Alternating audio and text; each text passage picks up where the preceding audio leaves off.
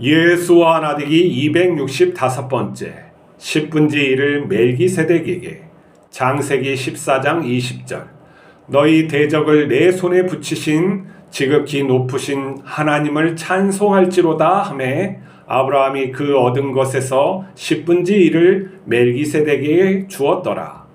아브라함이 하나님의 제사장 멜기세덱에게 11조를 준 것은 하나님께서 전쟁에서 승리하게 하심을 깨닫고 드린 신앙 고백입니다. 그리고 하나님은 출애굽 백성에게 먼저 재물과 땅을 주셨습니다. 율법을 받은 이스라엘 백성이 내는 여러 가지 11조는 하나님께서 소득이 없는 레위인과 삶이 어려워져 가난하게 된 사람들에게 나누어 주시는 지속적인 은혜입니다. 신약시대 이방인의 헌금은 예수님의 구원에 감사하며 복음 전도자와 형제들의 어려움을 돕기 위한 것이었습니다. 오늘날 우리에게 유대인의 11조는 없으나 교회마다 헌금의 의미를 살려 합당한 기준으로 할 수 있습니다. 하지만 헌금은 복받는 수단이 아닙니다. 하나님은 헌금 안 했다고 위협하지 않습니다. 많이 헌금한다고 소원이 이루어지고 죄가 없어지는 것은 아닙니다. 하나님은 우리의 필요를 알고 공급해 주십니다. 우리의 헌금 생활은 하나님의 구원에 감사함으로 은혜를 나누기 위해서 해야 합니다. 그것이 복받은 자가 누리는 행복입니다. 헌금은 자발적으로 자기가 정해 정성껏 준비해서 드리는 예물입니다. 헌금은 정성껏 드리는 것도 중요하지만 투명하게 관리하고 합당하게 사용해야 합니다. 세상 사람들이 보아도 돈 받을 만해야 합니다. 우리가 하나님께 받은 최고의 선물은 예수님이고 우리가 드리는 것은 우리 자신입니다. 우리의 예물은 예수님의 십자가 구속을 찬양하며 서로 사랑하는 것입니다. 멜기세덱이 하나님을 대신해 받은 것은 물질이 아니라 은혜의 고백입니다. 목사들이 헌금 설교를 갖다가 어려워하는데 그러면 안 됩니다. 헌금 설교를 정확히 하고 바르게 해야지만 이 하나님의 뜻을 갖다가 올바로 이해할 수가 있어요.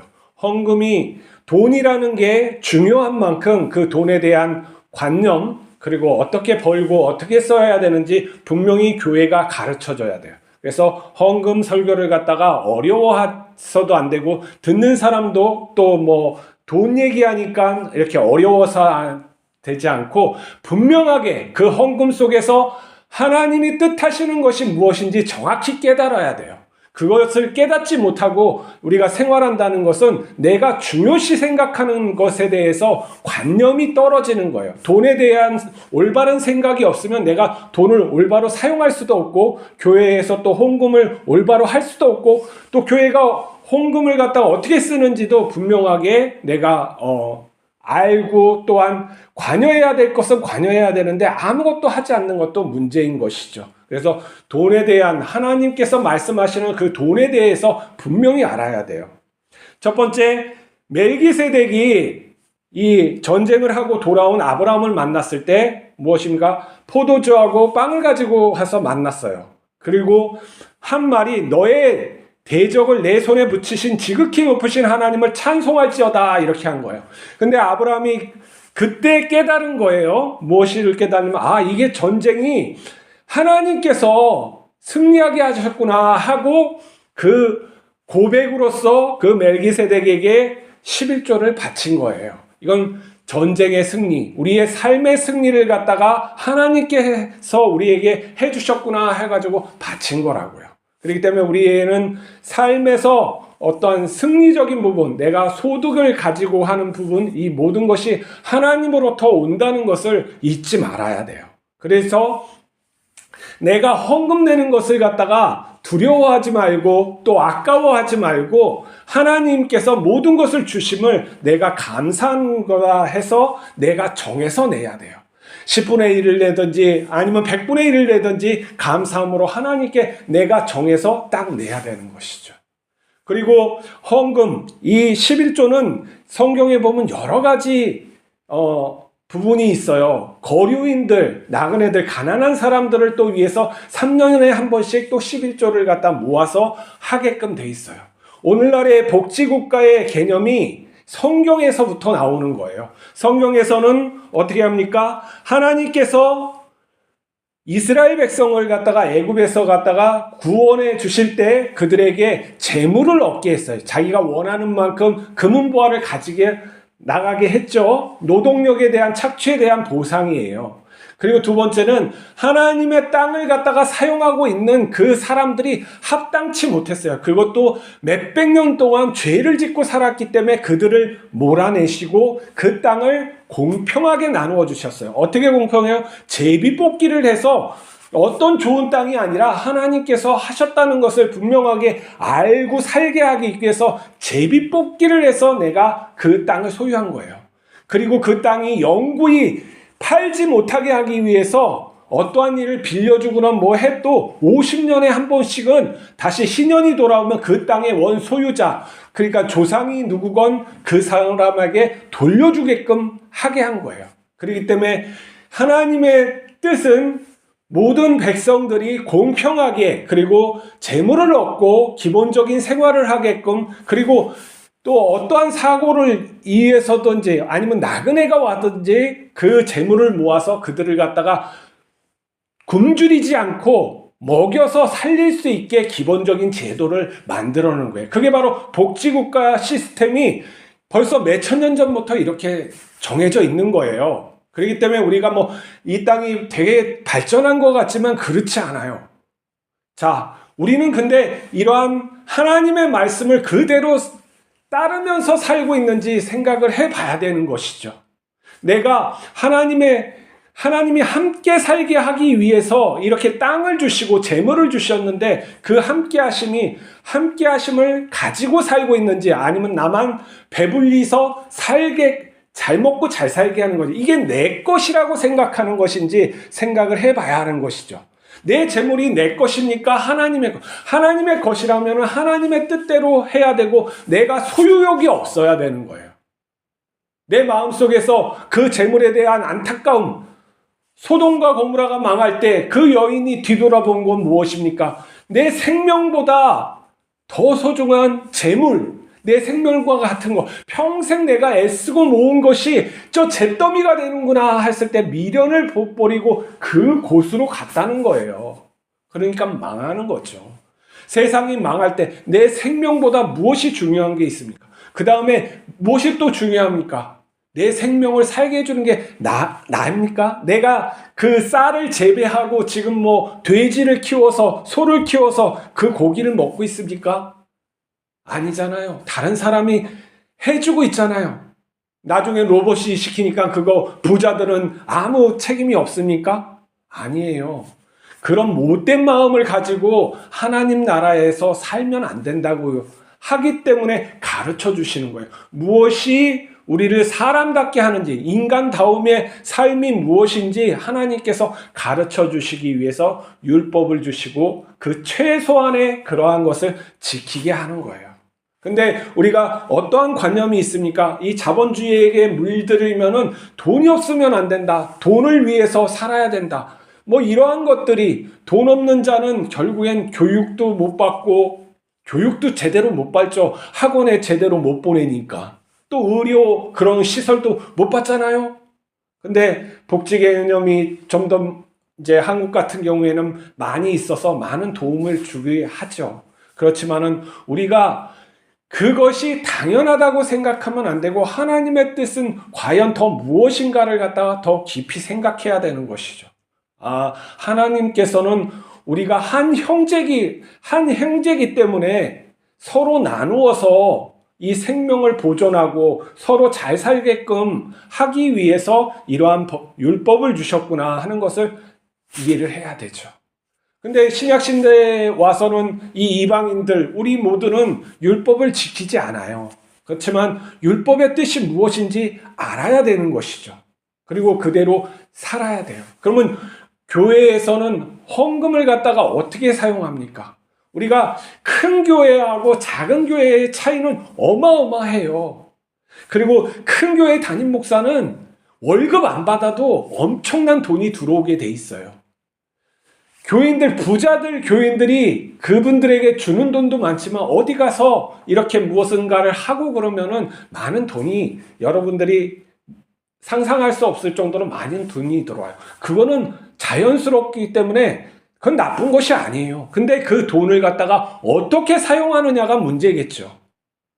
그러면 교회에서 어떠한 헌금이 여러 어려운 사람들이 있어요. 정말 어려움에도 불구하고 자기가 정해가지고 하나님께 바치는 그런 정말 마음 아플 정도로 어렵게 사는 사람들이 그렇게 헌금을 많이 하는 사람들도 있단 말이죠. 그러면 교회는 어떻게 그것을 갖다가 사용해야 될 것인가 중요한 책임이 있는 거예요. 근데 많은 교회들이 그 헌금 내역을 갖다가 투명하게 관리하지 않는 게 첫 번째 문제고, 그것을 하나님의 뜻, 모든 사람이 알만하게끔 공개하는 그러한 투명성이 또 떨어지는 게 문제예요. 그리고 효과적으로 사용해야 되는데 그거에 대해서 컨설팅을 받질 않아요. 자기들이 하는 것이 최고인 줄 알고 생각해요. 그렇지 않아요.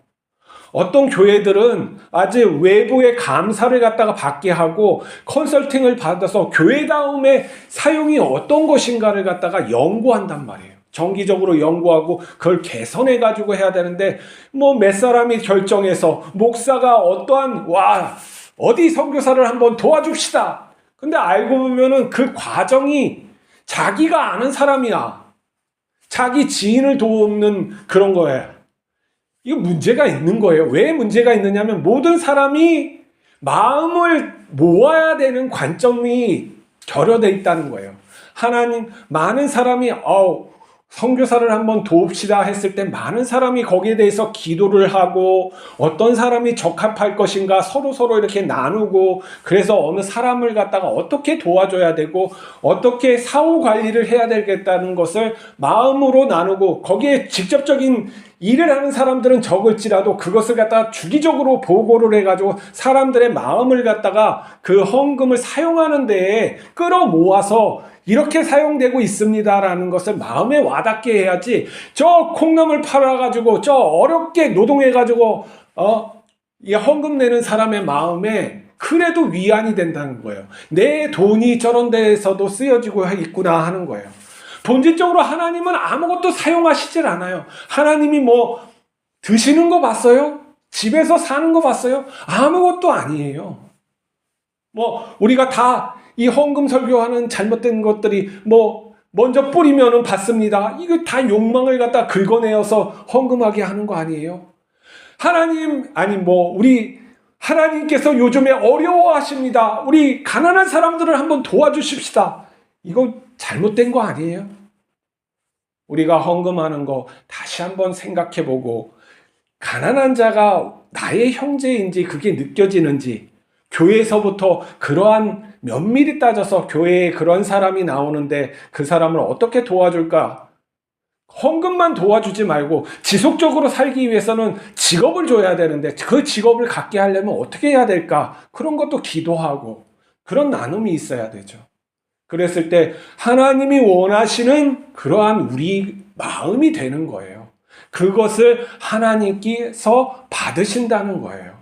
그렇지 아니하고 가인처럼 나도 할 거 다 했다, 이런 식으로 헌금을 하면은 우리가 어떻게 하나님 앞에 쓰겠습니까? 헌금 또 하는 사람들 중에서 아이고 이거 헌금 안 하면 나한테 이거 벌 받는 거 아니야? 저번 달에 11조 안 했는데 저번 달에 무슨, 하나님하고 아무 상관이 없어요. 하나님께서 무슨 뭐 그런 쪼잔한 무슨 신이에요? 그런 거에 아무런 하나님은 보시지도 않아요. 그런 거에 그 사람이 하나님 앞에 어떻게 서 있느냐를 보시는 것이지 헌금 내용하고 아무것도 상관이 없단 말이죠. 왜 우리가 자유하지 못합니까? 헌금 안 할 수도 있죠. 내가 지금 내 새끼가 배고픈데 내 새끼를 먹여야 되는데 무슨 헌금을 합니까? 자기가 떳떳하면 되는 거예요. 떳떳지 못하고 자꾸 하니까 뭐예요? 그게 뭐 저주받는 헌금이라고 하잖아요. 사도행전에서 그렇게 자기 거 다 감추고 이거 하나님께 다 해라, 사람에게 보이려고 자꾸 그런 헌금하는 건 잘못됐다고 사도행전에서 얘기해 주잖아요. 우리가 헌금에 대해서 잘 생각해 봅시다. 내 것이 과연 있는지, 내가 무엇을 남기고 가려고 하는지, 어리석인 그런 것을 또 하고 하는지 그걸 생각해 봅시다. 그리고 내가 규모 있게 돈을 쓰고 있는지, 내가 정말 무엇인가 내가 술, 담배, 이상한 간식 먹지 않고 좀 모아가지고 이거 좀 나보다 어려운 사람 도와줄 수는 없는지, 꼭 교회에다가 헌금해야 될 필요도 없죠. 정말 그렇게 떳떳하게 하나님 앞에서 산다 그러면 문제될 거 없어요. 하지만 그 교회의 공동체에 속해 있으면 헌금은 그 공동체에 하세요. 그리고 그 공동체의 헌금이 어떻게 쓰여야 되는지 잘 좀 가르쳐 달라고 목사한테 얘기하고, 그걸 집행하는 사람한테도 얘기하고, 그리고 그것을 갖다 올바로 사용할 수 있게 얘기하세요. 왜 그거 못합니까? 그렇게 하고 해야 돼요. 그래서 우리 모두가 하나님 앞에서 얼굴 들면서 살 수 있게, 부끄럽지 않게 살 수 있게, 돈을 갖다가 정말 움켜서 쥐는 것이 아니라 내가 다스리고 정복하는 그런 사람이 될 수 있도록 우리 기도하며 살아갑시다. 기도하시겠습니다. 거룩하신 하나님 아버지, 우리에게 재물을 주심은 그 재물에 얽매여가 아니라 다스리며 정복하며 살게 하기 위해서 주심은 줄 아옵니다. 우리가 그런 것에 속박되지 않고 자유롭게 살아갈 수 있도록 인도하여 주시옵소서. 하나님, 우리가 헌금을 잘 정해서 정성껏 할 수 있게 하여 주시고, 또한 하나님께서 나의 모든 인생을, 우리의 모든 인생을 책임져 주신다는 걸 잊지 않게 하여 주시옵소서. 함께하옵소서. 우리 주 예수 그리스도 이름으로 기도하옵나이다. 아멘.